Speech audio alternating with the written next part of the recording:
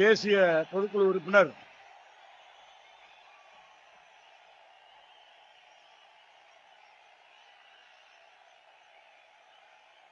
தமிழகத்துல போதும் பேச்சு சொன்னா போதும் அப்படிங்கிறாங்க மேடையில். வாங்க, அவரே மத்தெல்லாம் பார்த்துவாரு. மதிப்பிற்குரிய திரு அண்ணாமலை அண்ணன் அவர்கள் திருப்புரையாற்றுவார்.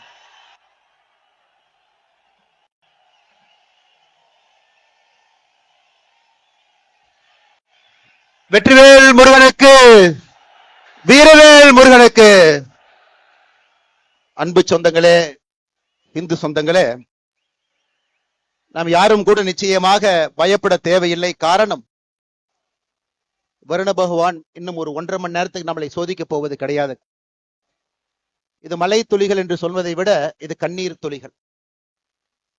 மேலே இருந்து பார்த்து கொண்டிருக்கக்கூடிய நம்முடைய மூத்த தலைவர்கள், தானலிங்க நாடார் ஐயாவுடைய கண்ணீர் துளி, வீரத்துறவி ராமகோபாலன் ஐயாவுடைய கண்ணீர் துளி, இதே மண்ணில தன்னுடைய சித்தாந்தத்திற்காக மதத்திற்காக வெட்டி சாய்க்கப்பட்ட ராஜகோபால் ஐயாவுடைய கண்ணீர் துளி, நான் சார்ந்திருக்கக்கூடிய பாரதிய ஜனதா கட்சியினுடைய மூத்த தலைவர்கள் ஆடிட்டர் ரமேஷ் அவர்கள், எத்தனையோ மனிதர்கள் வெட்டி சாய்க்கப்பட்டிருக்கின்றார்கள், அவர்களுடைய கண்ணீர் துளி, அருமை சகோதரர் சசிகுமார் அவர்கள் உள்ளிட்ட இயக்கத்திற்கு கடைகோடி தொண்டர்களாக ஒரு சித்தாந்தத்தை தாங்கி பிடித்து அந்நிய சக்திகளால் வெட்டி யாரெல்லாம் படுகொலை செய்யப்பட்டார்களோ எல்லோருடைய கண்ணீர் துளியை நாம் பார்த்து கொண்டிருக்கின்றோம்.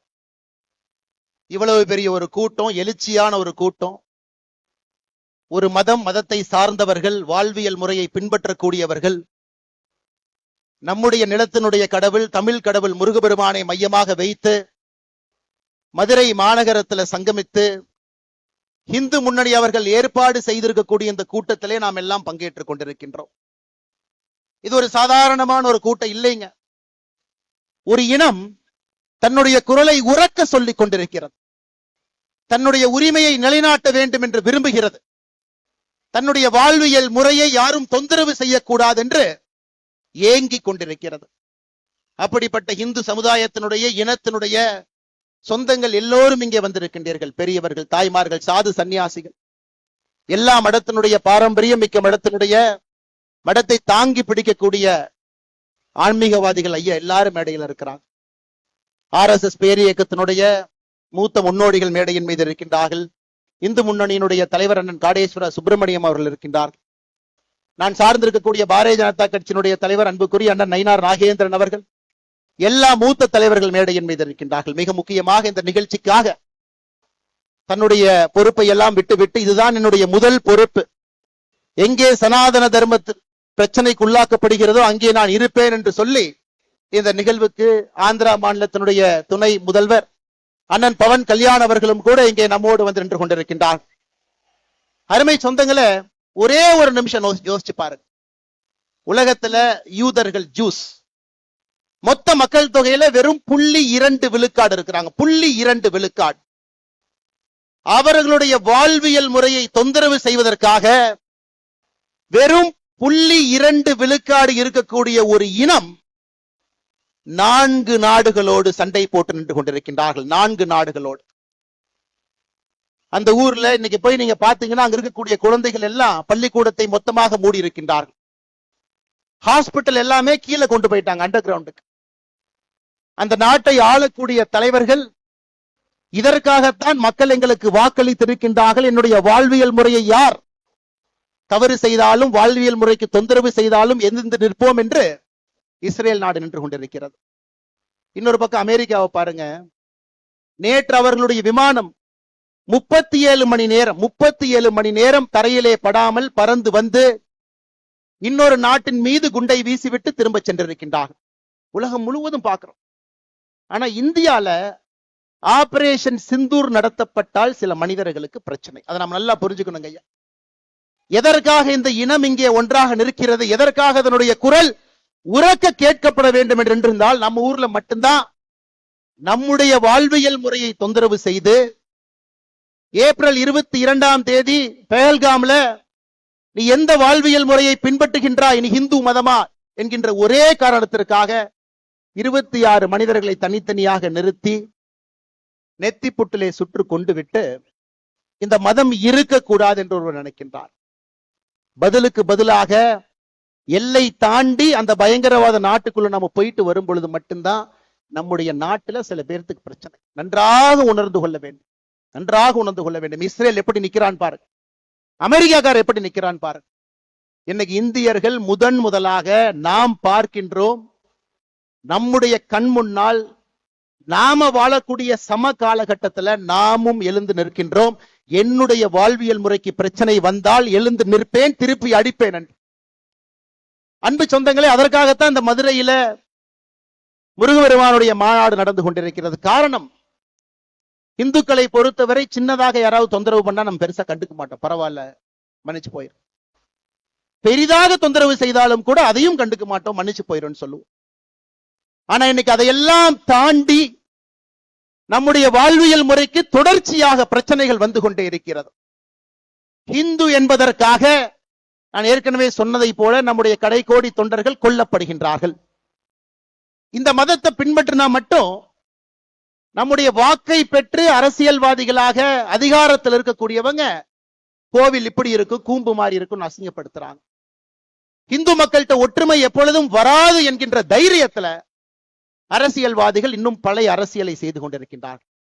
அதையெல்லாம் உடைத்து காட்ட வேண்டும். என்னுடைய கோவில்கள் பாதுகாக்கப்பட வேண்டும்.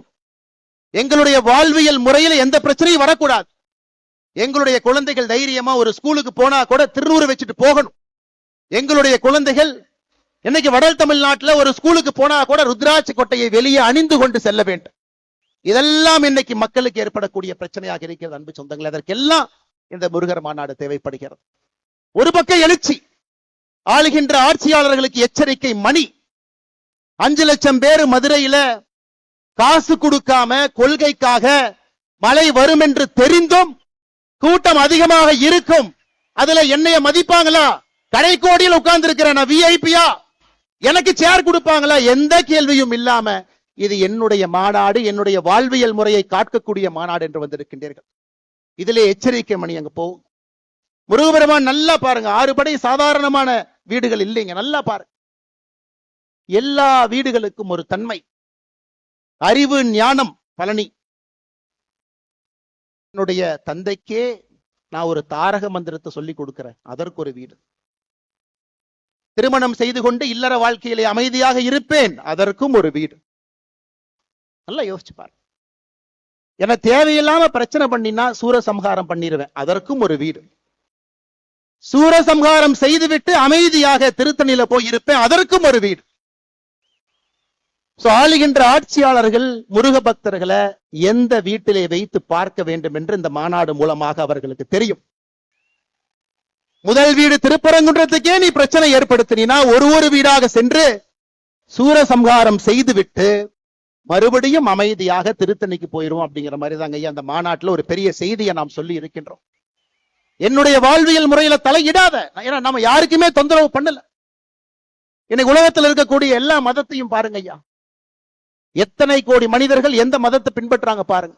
கிறிஸ்தவ மதம் 230 கோடி, கிறிஸ்தவ மதம் 200 கோடி, இந்து மதம் 120 கோடி. இதுல ஆச்சரியம் என்னன்னாங்க, 190 கோடி பேர் இந்த உலகத்துல எந்த மதத்தையும் பின்பற்றாம இருக்கிறாங்க, அன்அஃபிலியேட்டட்ங்கறாங்க. 230 கோடி கிறிஸ்தவர்கள் இருக்கிறாங்க, 200 கோடி இஸ்லாமியர்கள் இருக்கிறாங்க. 190 கோடி பேர் எந்த மதத்தையும் சாராதவர்கள், இந்து மதத்தை சார்ந்தவங்க 120 கோடி. எத்தனை நாட்டில் இருக்காங்கன்னு பாருங்க. இந்த மதத்தை பின்பற்றக்கூடியவங்க எத்தனை நாட்டில் இருக்காங்க? கிறிஸ்தவ மதத்தை பொறுத்தவரை 120 நாடுகள்ல அவங்க பெரும்பான்மை. இஸ்லாமிய மதத்தை பொறுத்தவரை 53 நாடுகள் அவர்கள் பெரும்பான்மை. அன்அஃபிலியேட்டட், எந்த மதத்தையும் சாராதவன் 10 நாடுகள்ல அவர்களும் பெரும்பான்மை. ஆனா நான் இந்து மதத்தை சார்ந்தவன், 2 நாடுகள்ல மட்டும்தான் நாம் பெரும்பான்மையாக இருக்கின்றோம். இரண்டாவது, இந்த மாநாட்டினுடைய முக்கியமான நோக்கம், ஒரு இந்துவுக்கும் இந்த எழுச்சி இருக்கணுங்க ஐயா, ஒருத்தருக்கு இருக்கணும். முன்னோர்கள் எப்படி இந்த வாழ்வியல் முறையை கட்டி காத்து பத்திரமாக நம்ம கிட்ட கொடுத்துட்டு போனாங்களோ அதே மாதிரி பத்திரமாக பாதுகாத்து நம்முடைய சந்ததியருக்கு நம்ம கொடுக்கிறோமா அப்படிங்கிற கேள்வியை எழுப்புவதற்கும் இங்கே முருகர் மாநாடு மதுரையில் நடந்து கொண்டிருக்கிறது. அன்பு சொந்தங்களே, யாருக்கோ பிரச்சனை, எனக்கு இல்ல, அந்த பிரச்சனை நமக்கு வரும். எங்கேயோ கோயில் அடிக்கிறாங்க, எனக்கு பிரச்சனை இல்லை, நமக்கு வரும். யாரோ திருச்செந்தூர்ல கியூல போய் நிக்கிறவங்க மயங்கி விழுந்து சாகுறாங்க, பிரச்சனை நமக்கு வரும். எங்கேயோ கட்டணம் வசூல் பண்றாங்க, நமக்கு அது வரும். 6 படை வீடுகள் 5 லட்சம் பேர் கடந்த 4-5 நாட்கள்ல, நேத்து மட்டுமே 1.25 லட்சம் பேருங்க. 6 படையில் இருக்கக்கூடிய முருகபெருமானையும் இங்க வந்து அமைதியாக இந்து முன்னணியினுடைய வாலண்டியர்ஸ் மட்டுமே நின்று, ஒரு காவல்துறை அதிகாரி இல்லைங்க, அமைதியாக தரிசிச்சுட்டு போறாங்க. ஆனா 6 படையில் இருக்கக்கூடிய ஏதாவது ஒரு கோயிலுக்கு 50 ரூபாய், 100 ரூபாய், 500 ரூபாய் கொடுக்காம நீங்க சாமி இந்த மாதிரி பார்க்க முடியுமா? கேட்டு பாருங்க. இது நம்முடைய வாழ்வியல் முறையில் இருக்கக்கூடிய பிரச்சனையை நாம் தட்டி கேட்கின்றோம். எதற்கு தமிழகத்தில் 2 சட்டங்கள் இருக்கிறது, இந்துவுக்கு ஒரு சட்டம், இந்து மதத்தை சாராதவர்களுக்கு இன்னொரு சட்டம், எதற்கு என்பதை கேட்பதற்காக மதுரை மண்ணில் என்று கொண்டிருக்கின்றோம். அன்பு சொந்தங்களே, ஏதோ இந்த மாநாடு எலெக்ஷனுக்காக, இந்து முன்னணியினுடைய பெரியவர்கள் அவர்களுக்கும் அரசியலுக்கும் சம்பந்தம் இல்லை. எனக்கு தெரியும் 2026 தேர்தலுக்கு இது சம்பந்தம் இல்லை என்றாலும் கூட மக்களுக்கு நிதி வேண்டாம், சாமி வேண்டும் என்பதை முடிவு செய்து விட்டார்கள். மக்கள் முடிவு பண்ணிட்டாங்க, யாரு சாமி யாரு நிதி நீங்க முடிவு பண்ணி. அதனால இது அரசியலுக்காக கிடையாது. இது ஒரு மிக முக்கியமாக நாம் இந்த கூட்டத்திலே ஒன்றாக சேர்ந்திருப்பது நம்முடைய வாழ்வியல் முறையை மீட்டெடுப்பதற்காக, கேள்வி எழுப்புவதற்காக. இந்த ஒரு தீர்மானமுமே நம்முடைய வாழ்வியல் முறையை தட்டி எடுப்பதற்காக. அதனால்தான் அருமை சொந்தங்களே, நாம் இன்றிலிருந்து கேள்வி கேட்க ஆரம்பிக்க வேண்டும். ஒரு பிரச்சனை என்றால் தட்டி கேட்கணுங்க ஐயா. நம்ம கண்டிப்பா பேசுறோம். தமிழகத்திலே 44,000 ஆலயங்கள், 44,000 44,000 தமிழ்நாடு அறநிலைத்துறை கீழ் இருக்கு. எப்ப வந்துச்சு பாருங்க, 1925 போர்டா வந்துச்சு, என்டோமென்ட் போர்டாக. 1951 சட்டமாக வந்துச்சு. 5,25,000 ஏக்கர் இருக்கக்கூடிய ஒரு அரசு இயந்திரம். 44,000 கோவில்கள் நிர்வாகம் செய்யப்படுகின்றது. 1000 ஆண்டுகளுக்கு மேல பழமையான கோவில்கள் மட்டும் 344 கோவில்கள் அறநிலைத்துறையினுடைய கட்டுப்பாட்டில் இருக்கு. எங்கேயாச்சும் ஒரு இடத்துல ஒழுக்கமாக அறநிலைத்துறையினுடைய செயல்பாடு இருக்கான்னு நீங்க கேட்டுப்பாரு. பணம் இருப்பவனுக்கு ஒரு மாதிரி, பணம் இல்லாதவருக்கு ஒரு மாதிரி. கேள்வி கேட்டுப்பாரு. அதையெல்லாம் மாற்ற வேண்டும். ஒரு புதுவிதமாக ஆன்மீகத்தை முன்வைத்து நடக்கக்கூடிய ஒரு ஆட்சி மட்டுமல்ல, ஆன்மீகத்தை முன்வைத்து இந்த சமுதாயம் தன்னை வழிநடத்திக் கொள்ள வேண்டும் என்பதற்காக இந்த முருகர் மாநாடு நடந்து கொண்டிருக்கிறது. அன்பு சொந்தங்களே, அதனால இங்க வந்திருக்கக்கூடிய எல்லோருமே முருக பக்தர்களாக வந்திருக்கிறீங்க. ஆனா போகும் பொழுது வீர பாகுவாகவும் நாங்க போறோம் அப்படிங்கறத நம்ம மறந்துடக்கூடாதுங்க. இந்த மதுரை மண்ணிலிருந்து திரும்பி செல்லும் பொழுது நமக்கு அந்த உணர்வு வேண்டும்.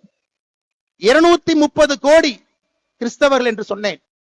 கடந்த 10 ஆண்டுகள்ல கிறிஸ்தவ மக்கள் தொகை உலக அளவுல 12 கோடி உயர்ந்திருக்கிறது. 200 கோடி இஸ்லாமியர்கள் என்று சொன்னேன். கடந்த 10 ஆண்டுகள்ல இஸ்லாமியர்களுடைய மக்கள் தொகை 35 கோடி உயர்ந்திருக்கிறது. 2050 முடியும் பொழுது, 55 முடியும் பொழுது இந்த உலகம் இஸ்லாமியர்கள் பெரும்பான்மையாக இருக்கக்கூடிய உலகமாக, இன்னைக்கு இருக்கக்கூடிய இதே நேர்கோட்டு பாதையில போனா இஸ்லாமியர்கள் பெரும்பான்மையாக இருக்கக்கூடிய உலகமாக 2055 மாற இருக்கிறது. இன்னைக்கே கிறிஸ்தவர்ல பாருங்க, ஐரோப்பாவில் இருக்கக்கூடிய மொத்த கிறிஸ்தவர்களை விட வட ஆப்பிரிக்காவில் இருக்கக்கூடிய கிறிஸ்தவர்கள் அதிகம். More number of Christians are in northern part of Africa than in the whole of Europe. அதையெல்லாம் நாம் புரிந்து கொள்ள வேண்டும். நம்முடைய கலாச்சார சின்னங்கள் எங்கேயும் யாரும் அழிக்க கூடாது. ஒருவர் கூட மதம் மாறக்கூடாது. மதம் மாறினவங்களை திரும்பி கொண்டு வர வேண்டும். 120 கோடி இருக்கக்கூடிய உலகத்துல இன்னைக்கு 4வது பெரும்பான்மை சமுதாயமாக இருக்கின்ற நம்முடைய சமுதாயம் தொடர்ந்து இதே போல இருக்கணும். காரணம், இன்னைக்கு தமிழகத்தினுடைய அரசியல் களத்துல பாத்தீங்கன்னா தமிழ் வேறு, ஆன்மீகம் வேறு, இலக்கியங்கள் வேறு என்று பிரித்திருக்கின்றார்கள். ஆனா நம்ம ஊர்ல அப்படி பிரிக்க முடியாது. எந்த மொழிக்கும் இல்லாத ஒரு பெருமை நமக்கு மட்டும்தான் இருக்கு. தமிழும் ஆன்மீகமும் இலக்கியமும் ஒன்றாக இருக்கக்கூடிய ஒரே கலவையாக இந்த வாழ்வியல் முறை இருக்கு. இன்னைக்கு கந்தர் சஷ்டி கவசம் நம்ம பாடுறோங்க, 20 நிமிஷம் நம்ம பாட போறோம். இது முருகனுக்காக பாடக்கூடிய ஒரு பாட்டா? கேள்வி நம்பர் 1. இல்ல இது ஒரு மந்திர நூலா? இந்த நூலுக்குள்ள ஒரு மந்திரம் இருக்கு, சில பேர் அதையும் சொல்றாங்க. அதையெல்லாம் தாண்டி கந்த சஷ்டி கவசத்தை மட்டும் பாடினீங்கன்னா போதும், இருக்கக்கூடிய எல்லா பிரச்சனைகளும் காணாம போயிடும். இது 3 விதமாக இலக்கியமாக பார்க்கின்றார்கள், பக்தியாக பார்க்கிறாங்க, ஆன்மீகமா பார்க்கிறாங்க. கந்த சஷ்டி கவசம். கந்தங்கிறது என்னங்க ஐயா? நம்முடைய தொப்புள் கொடி எங்க இருக்கோ அங்கே இருந்து 2 இன்ச் கீழே வந்தீங்கன்னா நாபி கமலம் இருக்குங்க. உடம்பிலே சில இடத்துல மட்டும்தான் நம்முடைய நர்வஸ் சிஸ்டம் அங்க மட்டும்தான் போய் எண்ட் ஆகுதுங்க ஐயா, பாதங்கள்ல, கைகள்ல. அதே போல தொப்புளுக்கு கீழே 2 இன்ச்ல அது போய் நிக்குது.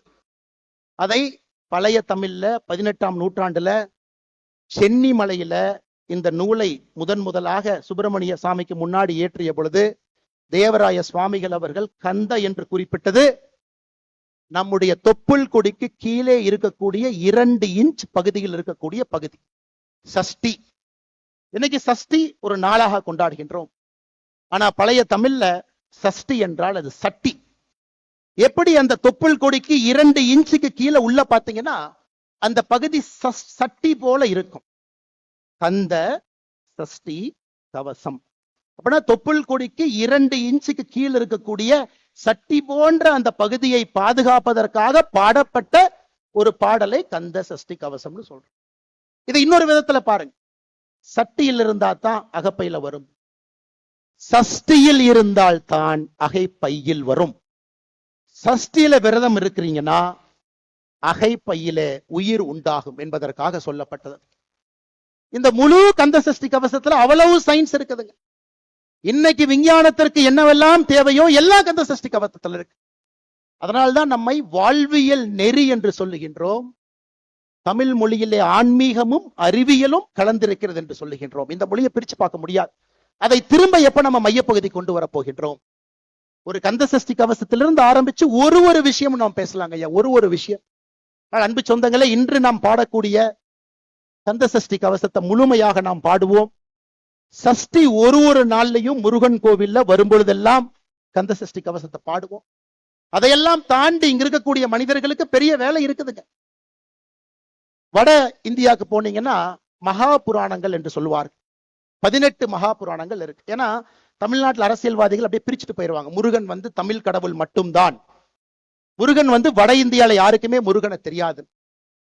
வட இந்தியாவில் இருக்கக்கூடிய மகா புராணத்தை எடுத்துக்கிட்டீங்கன்னா 18 மகா புராணமும் சேர்ந்து 95,000 ஸ்லோகன் இருக்கு.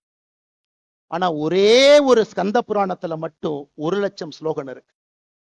ஸ்கந்த புராணம் எப்ப வந்துச்சு? அதை கண்டுபிடிச்சது ஆங்கிலேயன்.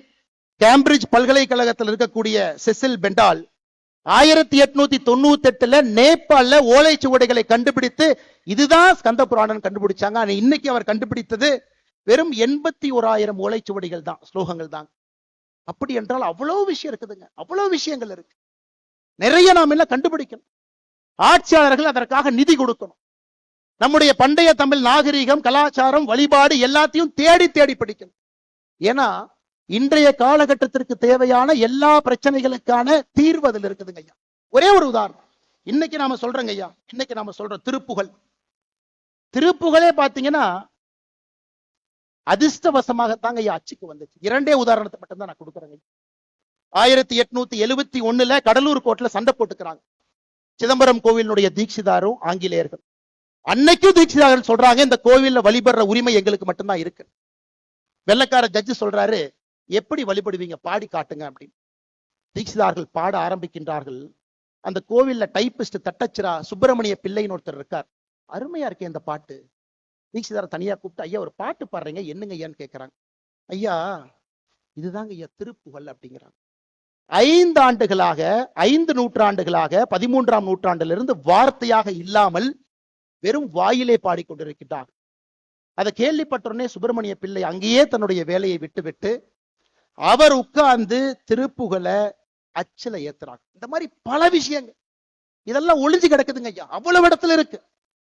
5400 ஆண்டுகள் பழமையான தமிழினம் என்று சொல்லுகின்றோம். ஆனால் 5400 ஆண்டுகளாக எப்படி வாழ்ந்தார்களோ அதுபோல் வாழ்வதற்கு அரசியல்வாதிகள் நம்மை விடுவார்களா என்கின்ற கேள்வியும் நாம கேட்போம். அதுதான் அருமை சொந்தங்களே, இது போன்ற மாநாடுகள் இன்னும் நடந்து கொண்டே இருக்கும். ஒரு பிரச்சனை வரும் பொழுதெல்லாம் நாம் ஒன்று சேருவோம். அதைவிட முக்கியம் எதற்காக ஒன்று சேருகின்றோம் என்பது முக்கியம். நம்முடைய இனத்தினுடைய அடையாளத்தை தைரியமாக தீர்க்கமாக வெட்ட வெளியில அதை நாம் வெளிப்படுத்த வேண்டிய கட்டாயம் இருக்கு. யாருக்கும் நாம் எதிரி கிடையாது. 2 நாடுகள்ல மட்டும் பெரும்பான்மையாக இருந்தாலும் கூட நம்ம யாருக்கும் எதிரி இல்லைங்க. அதை தைரியமா நீங்க காட்டுங்க. நேத்து திருப்பரங்குன்றத்தில் அரசியல்வாதி ஒருத்தர் வர்றார், இன்னைக்கு எம்பியா இருக்கார், ஒரு முக்கிய கட்சியினுடைய தலைவர். கோவில்ல சாமி கும்பிட்டு வர்றார் 4 நாட்களுக்கு முன்பு. ஒரு அம்மா செல்ஃபி கேட்கிறாங்க.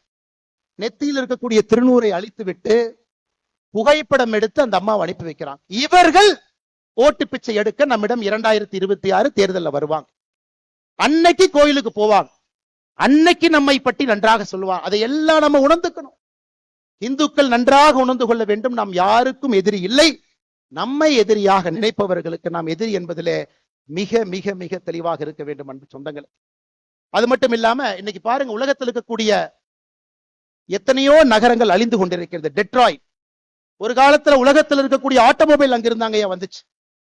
10 ஆண்டுகள் அமெரிக்காவில் டெட்ராய்டினுடைய மக்கள் தொகை மட்டுமே 25 விழுக்காடு குறைஞ்சிருக்கு. அப்ப எந்த நகரங்கள் செழிப்பா இருக்குன்னு பாத்தீங்கன்னா கோவிலை சார்ந்த நகரங்கள் மட்டும்தான் செழிப்பா இருக்கு. யுஎஸ்ல அட்லாண்டிக் சிட்டி கேம்பிளிங்காக ஆரம்பிச்சாங்க, காணாம போயிருச்சு. டெட்ராய்ட் மேனுஃபேக்சரிங்காக ஆரம்பிச்சாங்க, காணாம போயிருச்சு. ஆனா கோவில்களை சார்ந்து இருக்கக்கூடிய நகரத்தை பாருங்க, மதுரை முதல் சங்கம், இடைச்சங்கம், கடை சங்கம், 4வது சங்கத்தை தாண்டி நின்று கொண்டிருக்கிறது. பாருங்க, கோவில்கள் எங்கே எல்லாம் இருக்கின்றதோ அந்த நகரத்தை ஒரே நிமிஷம் கூர்மையா பாருங்க. காசிய பாருங்க, உஜ்ஜயின பாருங்க. தமிழகத்துல கோவிலுக்காங்க பஞ்சம். 44,000 கோவில்கள் என்று சொல்லுகின்றோம். அதையெல்லாம் தாண்டி எத்தனை எத்தனை இலக்கியங்கள், எத்தனை கோவில்கள் இயற்றப்பட்டிருக்குன்னு மட்டும் ஒரு நிமிஷம் யோசிச்சு பாருங்க ஐயா. ஒரே நிமிஷம் யோசிச்சு பாருங்க. திருப்புகழ் பாடல் பெற்ற தலங்கள் 120 ஐயா. தேவார பாடல் பெற்ற ஸ்தலங்கள் 274 சிவாலயங்கள். மங்கள சாசனம் பெற்ற 108 திவ்ய தேசங்கள், 33 சக்தி பீடங்கள். எல்லா நகரமுமே ஒரு கோவிலை சார்ந்திருக்கின்ற காரணத்தினால் அந்த நகரத்துக்கு அழிவு இல்லை, அந்த கலாச்சாரத்திற்கு அழிவு இல்லை, அந்த தமிழ் மக்களுக்கு அழிவு இல்லை. இன்னைக்கு இருக்கக்கூடிய திமுக கட்சி அரசியல் பேசக்கூடாது இருந்தும் ஒரு சின்ன விஷயத்தை அரசியலாக பேசவில்லை. 5400 ஆண்டுகள் சந்தோஷம். 5400 ஆண்டுகள். ஏன் 5400 ஆண்டுகள் என்றால் கோவில்களை சார்ந்து இந்த கலாச்சாரம் இருந்ததால் 5400 ஆண்டுகள். இதை நம்ம நல்லா புரிஞ்சுக்கணுங்க ஐயா. அதனால் நம்முடைய கடமை. இன்னைக்கு இந்தியால எத்தனையோ நகரங்கள், ஐயா பவன் கல்யாணம் அவங்க வந்திருக்கிறாங்க. சமீபத்தில் திருப்பதி கோவிலினுடைய சொத்தை எஸ்டிமேட் பண்றாங்க. the total asset of Tirupati temple. திருப்பதி டெம்பிளை பொறுத்த வரைக்கும் இந்தியால 917 இடத்துல ப்ராப்பர்ட்டி வச்சிருக்காங்க, சென்னை உட்பட. மொத்தமாக அசஸ் பண்ணி பார்த்தா திருப்பதி மட்டுமே 2,47,000 கோடி ரூபாய் சொத்து திருப்பதியில் இருக்கக்கூடிய ஏழுமலையானுக்கு இருக்கு. 2,47,000 கோடி. தமிழ்நாடு அரசினுடைய ஒரு பட்ஜெட்டுங்கிறது 3 லட்சம் கோடிங்க ஐயா. அதனால் ஆன்மீகம் சார்ந்த அரசியல், ஆன்மீகம் சார்ந்த வாழ்வியல் நெறி, ஆன்மீகம் சார்ந்த பொருளாதாரம் வரும் பொழுது மட்டும்தான் முருகன் நிம்மதியாக இருப்பார். முருகன் நிம்மதியாக இருக்கும் பொழுது நாம் நிம்மதியாக இருப்போம். நாம் நிம்மதியாக இருக்கும் பொழுது நம்முடைய கலாச்சாரம் நிம்மதியாக இருக்கும். அன்பு சொந்தங்களே, இதையெல்லாம் நீங்க கொஞ்சம் கவனத்தில் எடுத்துக்கங்க. இவ்வளவு தூரம் வந்திருக்கிறீங்க. போகும் பொழுது வரும் பொழுது எதுவும் நமக்கு நடக்காது. காரணம், எப்பொழுதும் முருகபெருமான் நம்ம கிட்ட இருந்து பார்த்துக்கிட்டே இருக்கிறான். எனக்கு முன்பு சிரவை ஆதீனம் சாமி பேசும் பொழுது ஒரு அற்புதமான கந்தர் அலங்காரத்தை சொல்லிட்டு இதை மட்டும் சொல்லுங்க போதும் என்றார். ஐயாவுடைய அனுமதியோடு மறுபடியும் உங்கள் முன்னாடி நான் சொல்றேன். நாள் என் செய்யும். இன்னைக்கு நாள் சரியில்லை, செவ்வாய்க்கிழமை பண்ணாதீங்க, புதன்கிழமை பண்ணாதீங்க. நாள் என் செய்யும், வினைதான் என் செய்யும். ஒரு வினை என்னதான் பண்ணிரும். என்னை நாடி வந்த கோள் என் செய்யும். சனி பகவான் வந்துட்டாரு, சுக்கர பகவான் வந்துட்டாரு, சூரிய பகவான் வந்துட்டார். கொடும் கூற்று என் செய்யும். நாள் என் செய்யும், வினைதான் என் செய்யும், என்னை நாடி வந்த கோள் என் செய்யும், கொடும் கூற்று என் செய்யும். குமரேசர் இரு தாளும் சிலம்பும் சதங்கையும் தண்டையும் சண்முகமும் தோளும் கடம்பும் எனக்கு முன்பே வந்து தோன்றின. இது நம்முடைய கந்தர் அலங்காரத்துக்கு அருணகிரிநாதர் சுவாமிகள் சொன்னது. எப்பொழுதுமே ஆண்டவன் நம்மோடு இருக்கின்றான், நம்மை பாதுகாத்துக் கொண்டிருக்கின்றார். எப்பொழுதும் நம்முடைய வாழ்வு சிறப்பாக இருக்கும். அதனாலதான் பாருங்க, மழை வந்த மழை கூட நின்று இருக்கிறது. ஏன்னா பவன் கல்யாணம் அவங்க பேசி கந்தர் சஷ்டி கவசம் முழுவதுமாக முடிந்து அதன் பிறகு தீபாராத்தனை சாமிக்கு காட்டி நமக்கு காட்டும் வரை மழை வரப்போவது கிடையாது. கண்ணீர் துளிகள் மட்டும் வந்து கொண்டிருக்கும். இப்படிப்பட்ட சிறப்பாய்ந்த ஒரு மாநாடு நடத்தியதற்கு, இந்துக்களை எல்லாம் ஒருங்கிணைத்து காட்டியதற்கு, எத்தனையோ மனிதர்கள் பெயர் தெரியாம இந்த இயக்கத்துல டிராபிக்கை ரெகுலேட் பண்ணிட்டு இருக்கிறாங்க. முன்னாடி இல்லாம ரோட்ல அவ்வளவு பேர் நிக்கிறாங்க. அத்தனை இந்த பேர் இயக்கத்தினுடைய தொண்டர்கள் நின்று கொண்டிருக்கின்றார்கள். பாரதிய ஜனதா கட்சியினுடைய தொண்டர்கள் வந்திருக்கின்றீர்கள். அனைத்து இந்திய அண்ணா திராவிட முன்னேற்ற கழகம் சார்பாக 4 முன்னாள் அமைச்சர்கள் தொண்டர்கள் வந்திருக்கின்றார்கள். சாதாரண பொதுமக்கள் வந்திருக்கின்றார்கள். முருக பக்தர்கள் வந்திருக்கின்றார்கள். அழைப்புதல் வாங்கிய கட்சி தலைவர்கள் எல்லோரும் தங்களுடைய தொண்டர்களை தலைவர்களை அனுப்பியிருக்கின்றார்கள். அப்படிப்பட்ட சிறப்பு வாய்ந்த மாநாடாக நம்முடைய அக்கா கனிமொழி அவர்கள் சொன்னது போல இன்னி தமிழ்நாட்டுல மதுரை முருகர் மாநாட்டுக்கு முன்பு, மதுரை முருகர் மாநாட்டுக்கு பின்பு என்றுதான் அரசியல் சரித்திரம் இருக்கும். அதை நடத்தி காட்டியதற்காக என்னுடைய மனமார்ந்த வாழ்த்துக்களையும் நன்றிகளையும் தெரிவித்துக் கொள்கின்றேன். நன்றி, வணக்கம். பாரத் மாதா கி ஜெய்.